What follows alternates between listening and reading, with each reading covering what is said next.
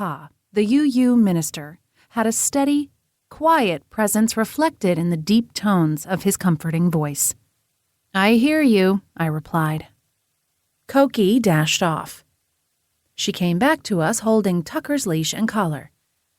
"Abo Joe, here." Abo, the Criollo word for both grandfather and grandmother, came from Pa's father's Cape Verdean heritage. Pa had grown up speaking the language with his father. Pa knelt and helped Cokie securely fasten the collar. From the lawn chair where he'd been sitting, he picked up the little harness that went around Tucker's chest. "We have to put the harness on every time, Coquille, not just the collar, all right?" He was the only person in the family who used Cokie's full name, bestowed on her by her French mother. She nodded solemnly. "'Cause I don't want that lady mad at us anymore," she lisped. "Neither do I," he said. Together, they fastened on the harness, which framed the puppy's white chest, and hooked the leash to it. Mom, otherwise known as Astra Mackenzie, thus my first name, piped up. I'd be willing to bet she's an Aquarian. Not the most touchy-feeling of signs. Mom was a professional astrologer and was astonishingly accurate in assessing personalities. She leaned over and refilled my glass from the pitcher, which she'd lifted out of an ice chest. "Thanks, Mom." I didn't believe in astrology myself, but it's a big world, and my mother's profession made her happy. I stretched out my legs. I often stopped by my parents' place after closing the shop. Mac's Bikes, which I'd opened 1.5 years ago, kept me busy, especially in the height of the season, but it was thriving, and I liked the multifaceted challenge of keeping a business afloat. I sipped the frosty, citrusy drink. A cold drink at the end of a busy midsummer Saturday and a dose of family was almost never the wrong choice. "Where's Derek?" I asked. Cokie's single-parent dad worked in the rental retail side of my shop. He left work at 5 today. "He's at a meeting," Pa said. "Good." I nodded.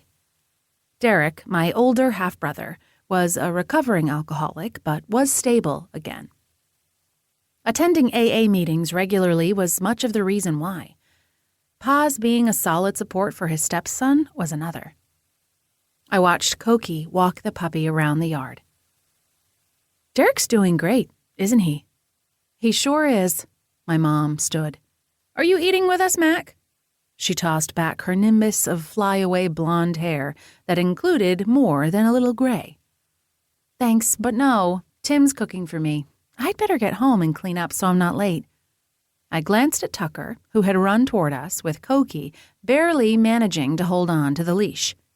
Tucker, a Portuguese water dog, rubbed against my leg, and I didn't have to recoil. Pa had been careful to find one of the few breeds of dogs that didn't make me sneeze, wheeze, and reach for my antihistamine eye drops. "TT Mac, I want to go to Tio Tim's too," she said, using the Cape Verdean words for aunt and uncle. "Not tonight, querida." When I saw her lip push out, I added, "But he wants to meet Tucker, so we'll get together soon, okay?" Her eyes brightened. "Hold Tucker, Astra, so he doesn't get away." She thrust the leash at my mother and ran over to the swing. Life was good in August here in Westham. I had family and a thriving business, not to mention a devoted and handsome boyfriend. What more could a woman want? Chapter 2.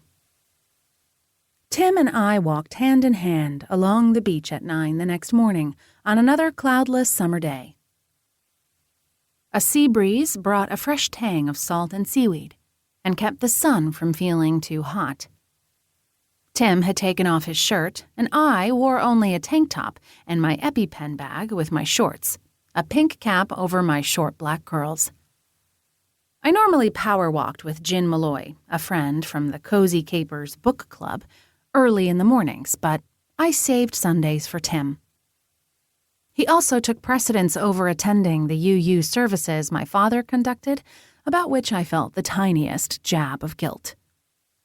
"I'm glad your assistant baker is working out." I squeezed his hand.